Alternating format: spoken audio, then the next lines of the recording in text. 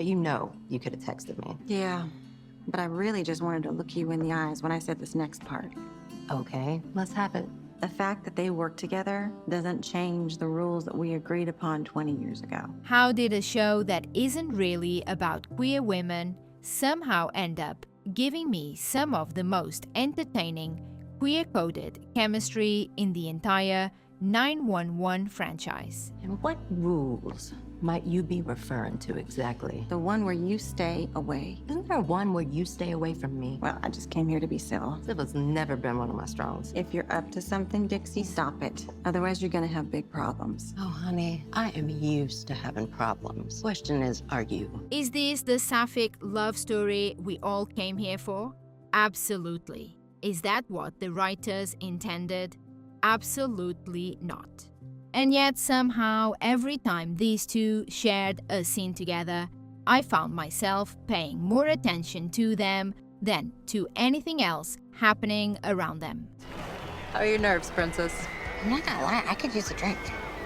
Oh, okay. You pass that down. Thank you. Now and before anyone comes for me in the comments, no, these two are not a couple. At least not on this planet. But that is exactly what makes it so funny. Because if chemistry alone were enough to launch a relationship, these two would have been married by episode 3. And honestly, I genuinely went back and forth on whether the season was even worth a video. Because while this isn't a queer show, it kept giving me moments, characters, and storylines that I simply couldn't stop watching. Elena's into you, right? That's ridiculous. She was not. I beg to differ. She even did that back rub on the hug thing. That's a back pat. Either way, it was lingering, and she was looking at you like it was a whole meal. I think you like her too, Rox. You know, I'm thinking of checking you for a head injury. I already see that you're following her account. But while Blythe and Dixie were busy hijacking my attention, the show had another surprise waiting for us. An actual lesbian character. I think you should DM her and ask her on a date. I'm not looking to date right now. When was the last time you had a little fun? I got plenty of fun all the time. So that other relationship stuff I'm not into. Okay, well, let me ask you this. Do you think she's cool? Yeah. Do you think she's hot? Obviously. Well, why don't you just give it a shot? Cause she's got like 8 million followers. She's not gonna notice a DM from me. Now Roxie isn't introduced as someone looking for love. If anything, she's introduced as quite the opposite. Guarded, independent, and clearly much more comfortable being on her own. Elena, what are you doing here? Well, I was in the neighborhood getting some makeup samples. Thought I'd stop in. Unless you have to go rescue someone with a mask stuck to their face. Lately isn't like more cake-based emergencies. Oh, I know. That woman who swallowed her own engagement ring is all over my socials. I feel like my algorithm knows I'm into firefighters now.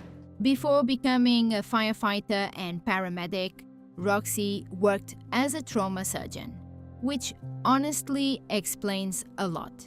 Because she carries herself like somebody who spent years putting everyone else back together while quietly avoiding her own emotional mess.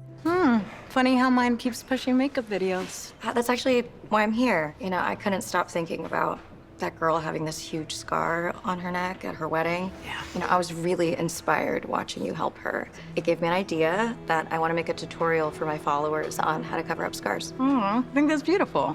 A huge part of that comes down to Juani Feliz. As some of you may already know her from Harlem, where she played Isabella. This is new for me. You're new.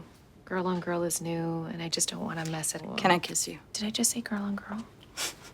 Sorry. Yes. Kiss. So, did that make you more or less nervous? Yes. And if that's where you know her from, seeing her here feels like a really natural next step for her. And yes, I will always have a soft spot for queer characters being played by queer actresses, as there is something about that authenticity that feels different. Not better, but different. And Juani brings this warmth to Roxie, which makes her incredibly easy to root for. Because I want to partner with a medical professional, and I want someone who is charismatic, photogenic. And I know just the person.